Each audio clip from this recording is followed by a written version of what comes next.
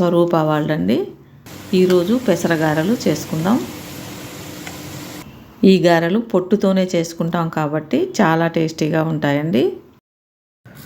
ముందు పెసలు 5-6 గంటలు నానబెట్టాలి. బాగా నానాయి. ఇప్పుడు వీటిని జల్లెడలో వేసి వడకట్టుకుందాం. మిక్సీలో వేసి మరీ మెత్తగా కాకుండా బరకగా గ్రైండ్ చేసుకోవాలి.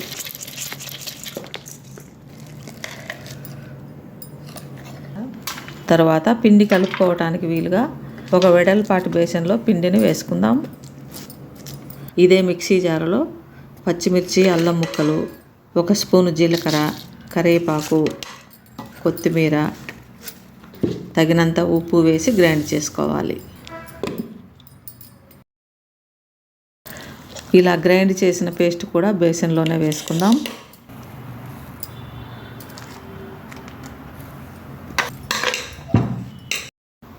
తర్వాత నానబెట్టుకున్న పెసరపప్పు వేసుకుందాం. ఈ పెసరపప్పు గంట ముందే నానబెట్టుకోవాలి. నానిన పెసరపప్పు పిండిలో కలిపి గారెలు చేస్తే గారెలు క్రిస్పీగా ఉండి చాలా రుచిగా ఉంటాయండి. దీనికి కొలతలేమీ ఉండవు, మనకు నచ్చినట్లుగా వేసుకోవడమే. ఇవన్నీ బాగా కలపాలి.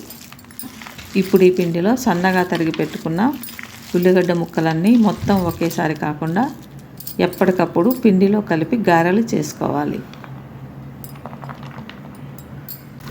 ఉల్లిగడ్డ ముక్కలు ఒకేసారి కలిపితే పిండిలో నీళ్లు ఊరి జారుగా అవుతుంది.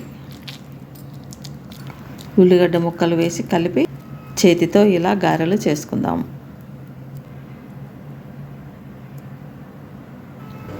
వేడి నూనెలో నెమ్మదిగా వేసి బ్రౌన్ కలర్ వచ్చే వరకు 2 వైపులా వేపాలి.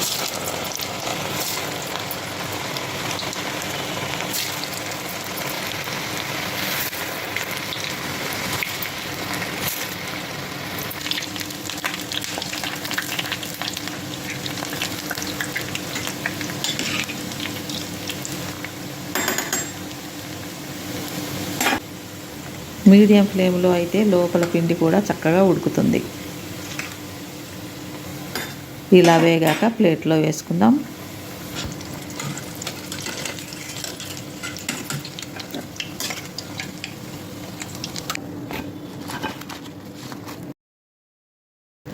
పిండి మొత్తం ఇలాగే మనకు కావలసిన సైజులో గారెలు చేసుకుందాం.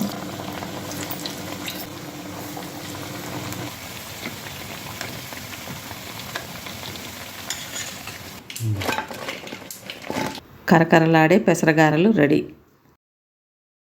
ఈ గారెలు కొబ్బరి చట్నీ, పల్లీ చట్నీ, టమాటా చట్నీ, ఏ పచ్చడితో అయినా చాలా రుచిగా ఉంటాయండి. టమాటా పచ్చడితో తింటే బెస్ట్ కాంబినేషన్.